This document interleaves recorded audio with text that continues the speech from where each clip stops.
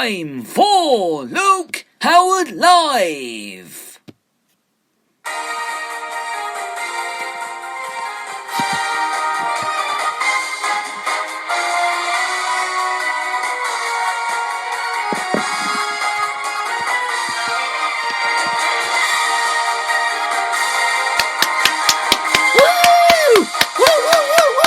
Thank you very much, thank you!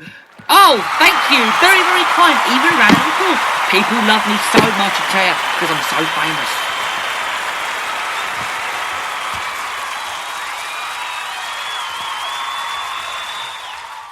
Oh, you're very kind, you're very, very kind. I'm here all day. Don't worry, I'm here all day. Hello, welcome to the show. Hope everyone is well this very grotty, horrible day. It's a very rainy day out there today. The weather's not great. So sit indoors, put the fire on in front of all your lovely Christmas decorations, curl up on the sofa and listen to the one and the only show that's Luke Howard Live. And today is a very special show because it is the last Luke Howard Live show for a couple of weeks. Because I'll tell you why. Because from this Saturday, it is Luke Howard Live at Christmas.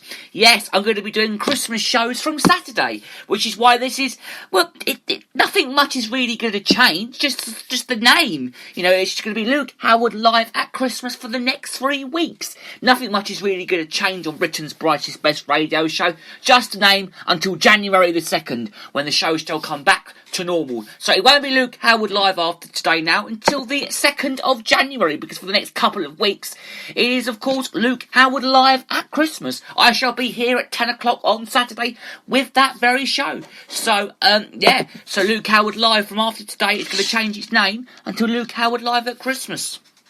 And that's something you don't learn new every day, is there? So that's for the next couple of weeks. And then on Boxing Day, there's a Luke Howard Live on Boxing Day special.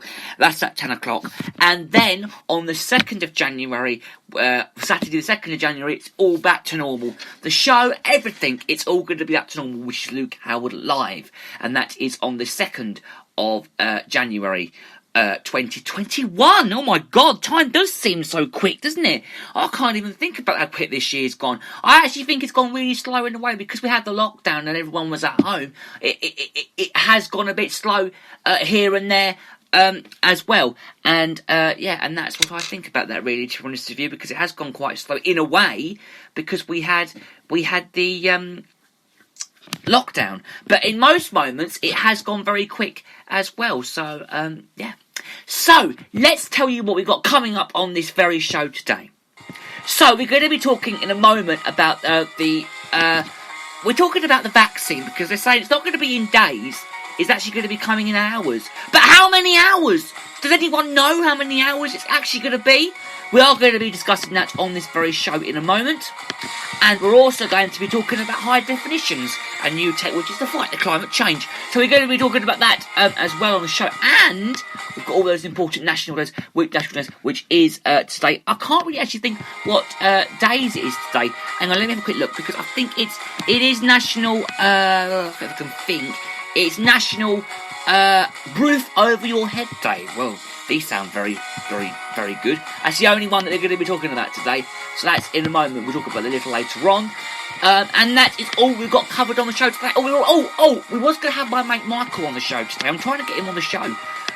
But unfortunately, I can't get hold of him at the moment. So what I'm going to do is, if he doesn't come on the show today, we'll get him on again. He'll be back again. He'll be on either this Saturday or one of the Saturdays. If not, if I can't get him on the show, then what I'll do is, I thought I'll do a recorded interview with him, and then we'll get it out on a special show, maybe one night, maybe next week or something. But I can record it during the day one day next week, or maybe on a Sunday or something. I can do a recording with him, and then maybe after that I could maybe do that. Maybe I've got ideas. If we don't get him on, we could always do a special interview with him on a separate show. Okay, so let's kickstart then with talking about what we've got, what we've watched in the news this very day. Now, Boris Johnson has done another speech, okay, and Boris has said that we must not all get carried away because they're now saying that the vaccine's going to be coming in hours, not days, but they don't know how many hours, do they? How many hours is it going to be here?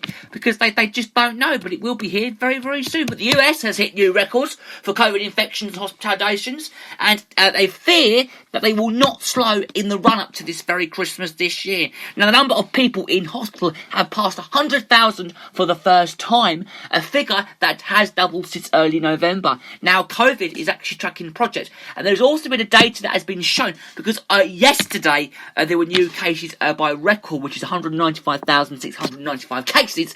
If I'm right, I'm sure that's right, the daily death toll of 2,733, I'm never wrong, was also close to a new high infection, which is also closing in on 14 million. And that is rather of a lot, isn't it? 14 million has got to be a lot. And it's more than 264,000 deaths as well. Is that even right? I mean, is that right at all? I mean, I'm sure it is. I mean, it's got to be right. But in Los Angeles, the mayor has issued an emergency order for the city's residents to remain closed. And Mayor Eric Riddick gave a new order late on Wednesday after county health officials have witnessed that they have described a terrifying increase in cases of hospitalisation. Now, the big question is Father Christmas going to get a vaccine? Is he first in the queue? Well, I hear you cry. Now, Jennifer from St Albans, which isn't very far from where I live, she asked whether Father Christmas will be front of the queue to get a vaccine. This is mum of three. She's from St Albans, which isn't very far from here, which is just sort of not far from here really. It's a city not far from here. But she said that she's wondering if Father Christmas is going to be first in the queue to get a vaccine. I mean, is that even going to be true? Is Father Christmas going to get a very good vaccine this year? Well, you have to find out before Christmas, because a lot of people have actually been asking that question, really, because the answer is, of course he's going to be first in the queue to get a vaccine. He's old, isn't he? So he's going to be first in the queue to get a vaccine, so he'll be in with the old people, I suppose. And that very original answer has also brought it up on the end of Professor Van Tam's Q&A session as well. Now, we're all a bit worried about this vaccine. Everyone's worried about it. But Jonathan Van Tam, who is known for his metaphors, he was asked about where we are in the penalty shootout. We're talking football now, okay? We are talking football. And it's describing the coronavirus situation in those very terms. In November just gone, the announcement of positive results from this vaccine, okay, trials, is said that it's the second penalty now, and it's also gone into the back of a net because they're all starting to feel in a better position. Now, the keen Boston United fan says that he will give a football analogy to describe the UK situation, saying that in the first half of the away team, it is going to be giving us an absolute battering, and they do get a goal, okay? They do get it anyway, because we all know that they do get it anyway. I mean, but it's a 17 minutes that they've got an equalisation as well. And he also said, though, that they've got to get hold of a nerve, because if they can get another goal, they can nick it, okay? Because they can nick it.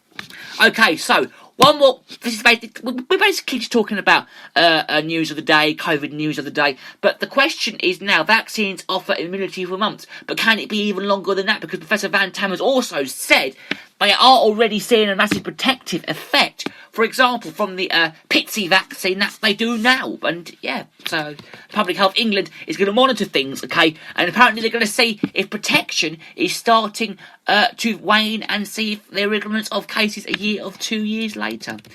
Okay, so there's also been no definition plans for vaccine certificates at all.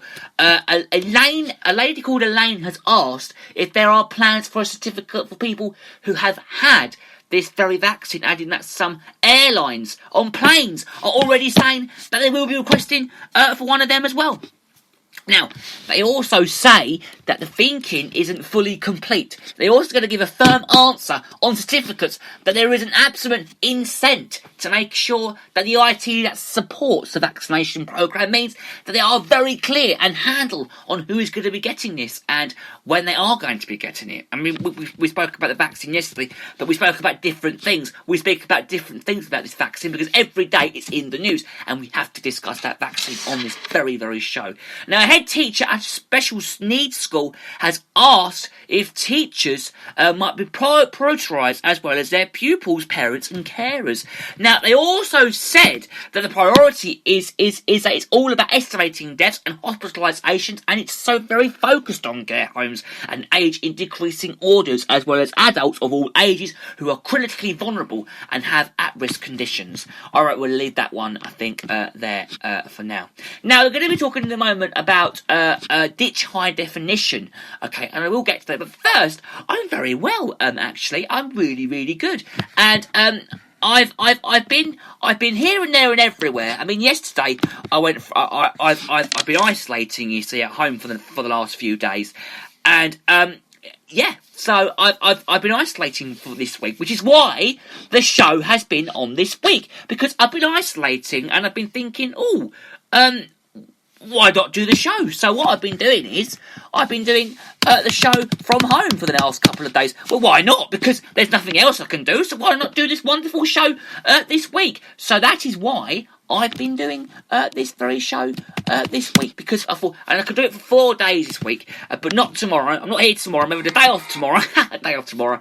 But I'll be back on Saturday after today with, as I said earlier on, Luke Howard live at Christmas. And yeah, so let's talk a bit more about this ditch high definition. Yeah, I am very well, by the way. I'm very good, even though I've been isolating, but it's been very nice actually to be isolating because I've been doing lots of different things at home. I've been thinking of things to do at home, and it's been really nice. I mean, I've been maybe stuck at home, but I've been doing lots of great cooking. We cooked a lovely soup the other day. I know I'm getting ahead of myself. We cooked a lovely soup the other day, and it's called. I'll tell you what it's called. Carrot and sweet potato soup. It was absolutely to die for. It was a lovely dish, and it was really, really good. So I think you can get the recipe somewhere online. But it was we got the recipe online, and we read it, and it was so nice. It was really, really good. So we're talking high definitions now, okay? And this is a very interesting story to talk about, because it's about streaming a television show in standard definition. They can shave a little off your carbon emissions, and they can report from scientists to the UK's Royal Society. Now, the HD video is going to be streaming on a phone, which generates about 8 times more in emissions than standard definition. It's on a small screen, and the viewer might not even notice this very difference. Now, platforms and regulators should limit streaming regularisation and default to SD. The reporter said digital technologies has been estimated contribution to global emissions. It's also from a 1.4% to 5.9% of global total. The reporter said that digital technologies that is estimated contribution, and another simple way is to save energy is for people streaming music to turn off any accompaniment videos if you're just listening and you're not watching. Now, the estimation such as small moves could save up, though, so apparently with not watching, okay? And the report also suggests that owning and using devices for longer before trading them in, because the emissions is created in making a new device, which is significant. If you do change your mobile phone every day, though, the manufacturing represents about half of all emissions to generate through its lifetime. Now, for some reason, the reporter said buying a device which is a second hand or sharing equipment also reduces the share of a so-called unblown emissions. And I never actually knew it, because you learn something new every day on this show. I mean, I learn something new every day because I never knew that either. Now, moving computing from home or business desktops is onto the cloud, and it can also help because the cloud allows more efficient patterns of server use, so they don't consume energy while idle. Now, author of the report, Professor Corinne Legrini from the University of East Anglia, which is in my sort of area, to be honest, digital tech is a small fraction of your emissions, and it's also compared, and apparently you can save flying even once a year, but even a bit of CO2 saving is significant. But they're also saying that they're trying to promote people to to harness the power of digital to help tackle climate change. They want the way to heat the homes for incense is a nuisance, and they can occupy parts of house but heat the whole thing, and they can cure that by using digital technology. They have to make sure though that the digital revolution supports the climate revolution though, and what they are going to do as well is they're going to fall to do that at this very moment. Apparently, so yeah. Oh, and the tech firms also play a part by providing much information about the energy combination of their digital products and services. Their report is going to be recommending lots of different things, and you can find it all online. I think it's going to be a lot of different things next year, but I don't actually think, going back to COVID, I don't think that we're actually going to be really out of this. I reckon